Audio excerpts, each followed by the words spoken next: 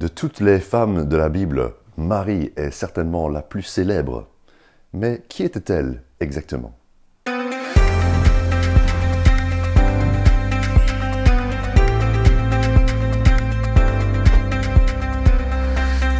Pendant cette série de mini-méditations du mercredi, nous allons écouter attentivement la Bible pour nous renseigner sur les femmes de la Bible.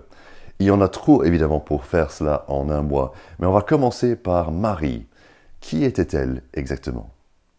Dans l'Évangile, nous lisons que Marie était une femme croyante, une femme fidèle, une simple femme fiancée qui suivait le Seigneur et qui voulait faire sa volonté.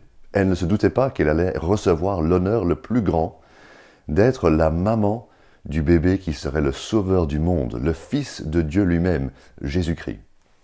Marie, lorsqu'elle entend cela, est vraiment absolument épatée.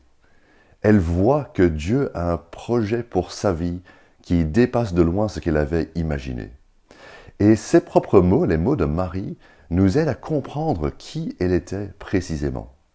Écoutez ce que le docteur Luc a enregistré dans son évangile, l'évangile de Luc, en parlant de la prière de Marie elle-même.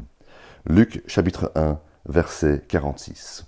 Marie dit « Mon âme célèbre la grandeur du Seigneur, et mon esprit se réjouit en Dieu, mon Sauveur, parce qu'il a porté le regard sur son humble servante. » On entend là que Marie se considère comme une humble servante.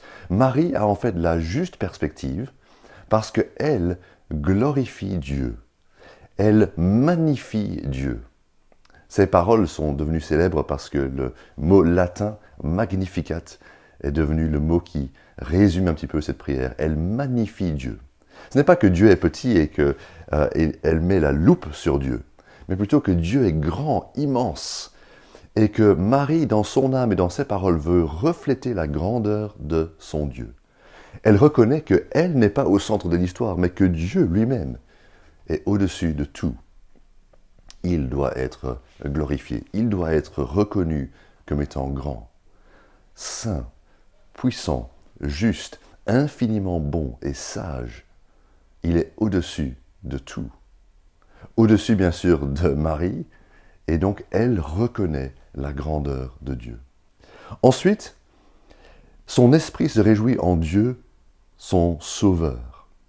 Marie reconnaissait qu'elle avait besoin d'être sauvée. Elle était en fait comme nous, une simple croyante, une femme qui avait ses propres péchés et qui devait être pardonnée.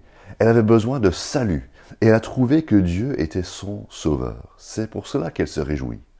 Elle sait que Dieu est le sauveur de tous ceux qui se confient en lui, hommes et femmes, quoi que nous ayons fait, quel que soit notre arrière-plan, nous pouvons être sauvés par ce Jésus que Marie a porté.